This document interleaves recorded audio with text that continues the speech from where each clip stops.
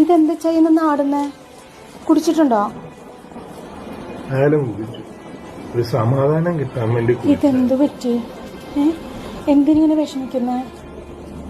ചാക്കോ ചവക്കുഴി വെട്ടാൻ തുടങ്ങിയിട്ട് 18 വർഷമായി. ഇന്ന് വരെ ഒരു ശവോളക്കും കഴിഞ്ഞ് ചാക്കോ കരഞ്ഞിട്ടില്ല. മരിച്ച ആളെ ഓർത്ത് ചാക്കോ കരഞ്ഞിട്ടില്ല. ഇന്ന് ചാക്കോടെ കണ്ണ് നിറഞ്ഞു. എന്താ പറ്റിയ? എന്റെ ചെവിയിൽ ഇപ്പോഴും മുഴങ്ങി നിൽക്കുക. ഇന്ന് അടക്കം ചെയ്ത കൊച്ചിന്റെ അപ്പന്റെ അമ്മയുടെയും കരച്ചില്. BSc നേഴ്സിംഗ് പഠിക്കുന്ന ഒച്ച എന്നെ ചതിച്ചതാരോ.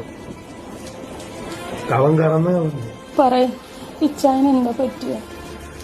പിള്ളേർക്കൊക്കെ വിദ്യാഭ്യാസം ഉണ്ടെന്ന് പറഞ്ഞിട്ടൊന്നും ഒരു കാര്യമില്ല. നമ്മളെ മോനോട് പറയണം. അവനെന്തൊക്കെയോ ചുറ്റിക്കളിയുണ്ട്, ഞാൻ കാണുന്നുണ്ട് പലതും. ഒളിച്ചും